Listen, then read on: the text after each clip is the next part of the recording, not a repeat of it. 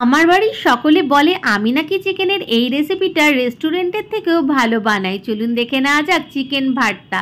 Chicken ভর্তার জন্য প্রথমে আমি বোনলেস পিস চিকেনগুলো একটু গরম জলে ভাপিয়ে নিচ্ছি প্রথমে 5-7 মিনিট, তারপর জলটা ছেঁকে তুলে রাখছি অন্য পাত্রে। চিকেনগুলো ঠান্ডা হলে চিকেনগুলো দুটো ফর্কের সাহায্যে একটু ভেঙে গুঁড়ো গুঁড়ো করে নিচ্ছি, সব গুঁড়ো গুঁড়ো করে রেখে দিচ্ছি একটা পাত্রে। এরপর কড়াইতে সাদা তেল দিয়ে দিয়েছি একটা মশলা, যেখানে পেঁয়াজ, আদা, রসুন, কাঁচা লঙ্কা ছিল, আর দিলাম টমেটো পেস্ট, সাথে দিলাম বেসিক মশলা, হলুদ, লঙ্কা, ধনে গুঁড়ো, নুন, মিষ্টি। একটু নেড়েচেড়ে নিয়ে যখন তেল ছেড়ে বেরিয়ে আসবে তখন এর মধ্যে দিলাম আরেকটা মশলা, যেখানে ছিল কাজু, চারমগজ, পোস্ত আর দই। সব কিছু খুব ভালোভাবে নেড়েচেড়ে নিলাম।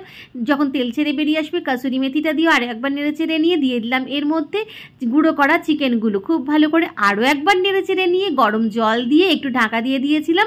5-7 মিনিট পর ঢাকা খুলে নিয়ে ওপর থেকে স্ক্র্যাম্বল করা সিদ্ধ ডিম আর বেশি করে একটু ফ্রেশ ক্রিম ছড়িয়ে পরিবেশন করুন দারুণ স্বাদের চিকেন ভর্তা।